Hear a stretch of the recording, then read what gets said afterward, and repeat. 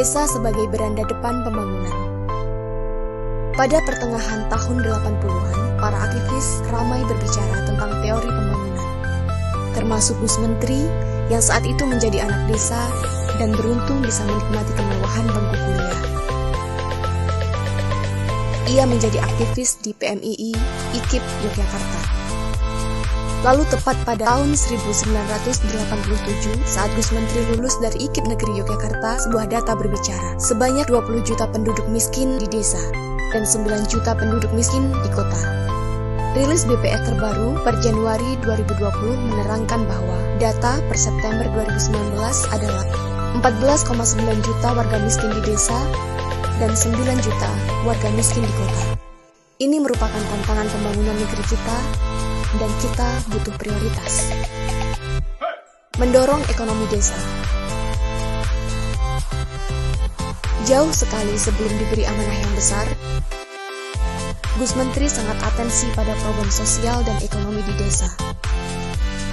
Baik pada saat posisi pimpinan DPRD Kabupaten Jombang, maupun saat menjadi pimpinan DPRD Jawa Timur.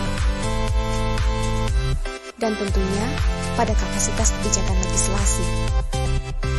Sekarang, dengan amanah yang lebih besar tentunya, dengan kapasitas kebijakan yang lebih luas, dan berdasar pada Undang-Undang Nomor 6 Tahun 2014 harus dilaksanakan dengan konsekuen, amanat, dan konsisten. Permen Desa Nomor 11 Tahun 2019 harus didorong demi menumbuh kembangkan ekonomi desa.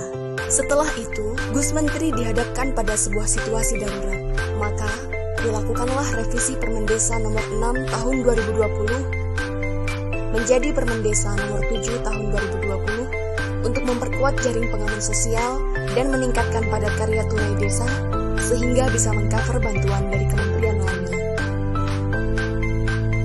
Peran pesantren. Saat mengembangkan ekonomi perdesaan, maka perlu menggandeng pesantren karena letak pesantren yang mayoritas berada di desa dan sangat penting pengaruhnya terhadap masyarakat dan bisa menggerakkan perekonomian di desa. Terbitnya Undang-Undang Nomor 18 Tahun 2020 tentang pesantren yang memiliki fungsi yaitu sebagai lembaga dakwah, lembaga pendidikan, dan lembaga pemberdayaan masyarakat.